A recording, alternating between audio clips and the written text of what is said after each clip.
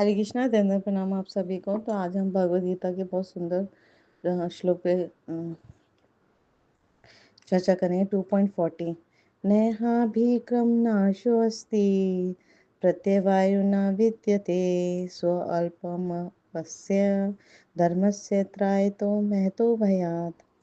अनुवाद तथा तात्पर्य श्री प्रभुपाद जी के द्वारा। श्री प्रभुपाद की जय। इस प्रयास में न तो हानि होती है न ही ह्रास, अपितु इस पथ पर की गई अल्प प्रगति भी महान भय से रक्षा कर सकती है।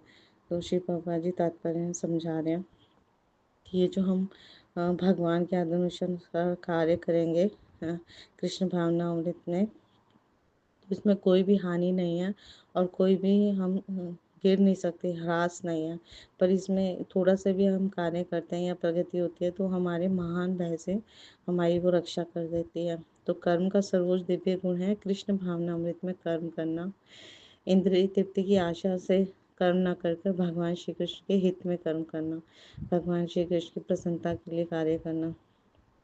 तो ऐसे कर्म का जो लघु आरंभ होने पर भी कोई बाधा नहीं आती, चाहे हम थोड़े से ही शुरू करें, है ना, तो कभी इसके आरंभ का विनाश भी नहीं होता। तो भौतिक स्तर पर जो हम कार्य करते हैं, कोई भी प्रारंभ करते हैं कार्य, उसे पूरा करना होता है, नहीं तो सारा प्रयास निष्फल हो जाता है। लेकिन कृष्ण भावना अमृत में ऐसा नहीं है।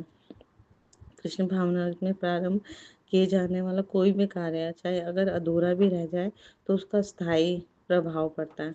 तो ऐसे कर्ता को कोई हानि नहीं होती, चाहे कर्म अधूरा ही क्यों ना हो जाए। तो अगर कोई कृष्ण भावना में 1% का कार्य पूरा किया है उसने, तो उसका भी उसको परमानेंट फ्रूट मिलेगा, स्थायी फल मिलेगा। तो नेक्स्ट टाइम उसे 2% से उसका शुभारंभ करेगा। लेकिन भौतिक कर्म में जब तक कोई 100% सफलता ना प्राप्त कर ले, 100%, तब तक उसे लाभ नहीं मिल सकता। तो यहाँ पर श्री प्रभुपाद जी में डिटेल में समझा रहे हैं कि अर्जुन को धर्मयुद्ध श्री कृष्ण की शिक्षाओं के अनुसार लड़ना ही चाहिए, तब उसे किसी प्रकार का हानि नहीं होगा। अगर अर्जुन हारता भी है तो स्वर्ग का भोग प्राप्त होंगे, और यदि वो जीतता है तो संपूर्ण पृथ्वी का विशाल साम्राज्य उसे प्राप्त मिलेगा। तो भगवान श्री कृष्ण के कहे अनुसार जो भी कार्य करता है, भगवद गीता है ना, शास्त्रों के अनुसार, तो उसे कभी हानि नहीं होती। तो कृष्ण भक्ति का कभी भी नाश नहीं होता। तो थोड़ा सा भी कार्य प्रयास करेंगे हम तो ये फलदायी होता है। श्री प्रभुपाद जी आगे समझा रहे हैं कि अजामिल ने कृष्ण भावनामृत में अपने कर्तव्य का कुछ ही प्रतिशत कार्य किया था, लेकिन भगवान की कृपा से उसे 100% लाभ मिला। तो वो एक पवित्र ब्राह्मण था, पर एक वैश्या की वजह से वैश्या के कुसंग में आकर उसका पतन हो गया। और बाद में विष्णु दूतों के सत्संग से उसकी भक्ति पुनः वहीं से आरंभ हुई थी जहाँ से उसका पतन हुआ था। तो श्रीमद् भागवतम का बहुत सुंदर श्लोक भी कोट कर रहे हैं श्री प्रभुपाद जी, 1.5.17, जिसका अनुवाद है कि यदि कोई अपना धर्म छोड़कर कृष्ण भावना अमृत में काम करता है और फिर काम पूरा न होने के कारण नीचे गिर जाता है, तो इसमें उसको क्या हानि। और यदि कोई अपने भौतिक कार्य को पूरा करता है और तो उससे उसको क्या लाभ होगा। तो भौतिक कार्य का जो और उसका जो फल होता है ना, शरीर के साथ ही समाप्त हो जाता है। लेकिन कृष्ण भावनामृत में जो भी कार्य करता है वो हमारे मनुष्य को इस शरीर के विनष्ट होने के बाद भी पुनः कृष्ण भावनामृत तक लेकर जाते हैं, है ना, वहीं से वो शुरू करता है। तो कम से कम इतना निश्चित है कि अगले जन्म में किसी व्यक्ति ने जिसने स्टार्ट किया है भक्ति, उसको सुसंस्कृत ब्राह्मण परिवार में या धनी मानी कुल में मनुष्य का जन्म प्राप्त होगा, जिससे उसे भविष्य में ऊपर उठने का अवसर प्राप्त होगा। तो ये कृष्ण भावना में संपन्न कार्य का ये अनुपम गुण है। तो यदि कोई बहुत मेहनत करके एक बड़ा व्यवसाय करना चाहता है ना, तो हम इसे उदाहरण से समझेंगे कि कोई बहुत बड़ा व्यवसाय बनना चाहता है, व्यवसाय करना चाहता है, तो कड़ी मेहनत के बाद अगर वो सफल नहीं होता तो लोग उसे असफल ही कहते हैं। या एक दूसरा उदाहरण लेंगे कि कोई देवी देवता है और के लिए यज्ञ करें, देवी देवताओं को प्रसन्न करने के लिए यज्ञ करे, पूजा करे, परंतु विधि विधान पालन करने में थोड़ी सी कमी रह जाए तो वांछित फल नहीं मिलता, असफलता ही हाथ में लगती है। लेकिन कृष्ण भावना अमृत में, भक्ति में, भगवान श्री कृष्ण की भक्ति में ऐसा नहीं है। इसमें यदि कोई इसे पूरा ना करके थोड़ा सा ही प्रयास करता है ना, तो उसका श्रम जो है वो व्यर्थ नहीं जाएगा। ये थोड़ा सा ही प्रयास का उसको फल मिलेगा और उसे पुनः शून्य से, यानी आरंभ से भी प्रारंभ करने की आवश्यकता नहीं है, बल्कि जहाँ से उसका प्रयास समाप्त हुआ था है ना, वो वहीं से नेक्स्ट से आरंभ करेगा। जैसे इस जीवन में किसी व्यक्ति ने 20% ही अभ्यास कर लिया और उसकी मृत्यु हो गई, तो नेक्स्ट जन्म में, अगले अगले जन्म में उसे 21% से वो आरंभ करेगा, तो 20% उसकी स्थायी फल मिलेगा उसका।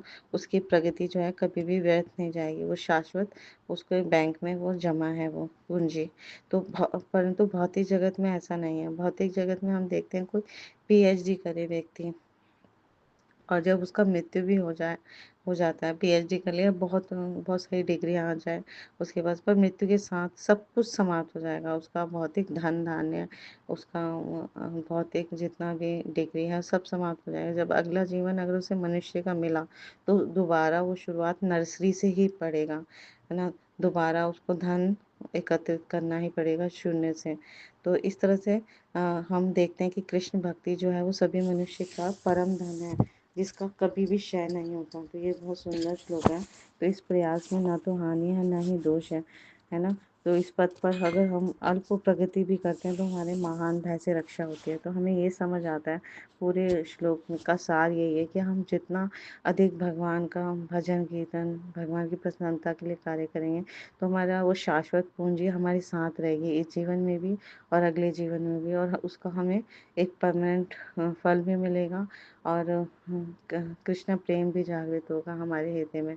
तो हम जितना अधिक बार हरे कृष्णा कृष्णा कृष्णा हरे हरे, हरे राम राम राम हरे हरे, भगवान के नामों का जप करेंगे, कीर्तन करेंगे, भगवान की नवदा भक्ति में लगेंगे, साधु पुरुष शास्त्र का अनुसरण करेंगे, अपने जीवन को, है ना, निरंतर सतत भगवान की सेवा में संलग्न करेंगे और भगवान कृष्ण की प्रसन्नता के लिए कार्य करेंगे तो हम जरूर सफल होंगे और इस मनुष्य जीवन का परम लक्ष्य प्राप्त करेंगे। तो जितने परसेंट भी अगर हम इस जीवन में करें, नेक्स्ट बर्थ में उससे अगला आगे से हमें शुरू होगा हमारा, तो ये हमारा सौभाग्य है। तो हमें इस जीवन को ही इतनी गंभीरता से कृष्ण भक्ति में, कृष्ण भावना भावित बनाना है कि हम इसी जीवन में भगवान कृष्ण का प्रेम प्राप्त कर लें। तो यही हमारे साधु गुरु शास्त्र हमें बताते हैं और इसी का मार्ग हमारा प्रशस्त करते हैं। तो हमें अपना अमूल्य जीवन जो है, मनुष्य जीवन, उसको परम लक्ष्य प्राप्ति के लिए प्रयासरत रहना है पूरे जीवन भर और अपना जीवन धन्य बनाना है। Thank you so much. Guru Maharaj की जय, श्री प्रभुपाद की जय, आप सब भक्त वृंद की जय।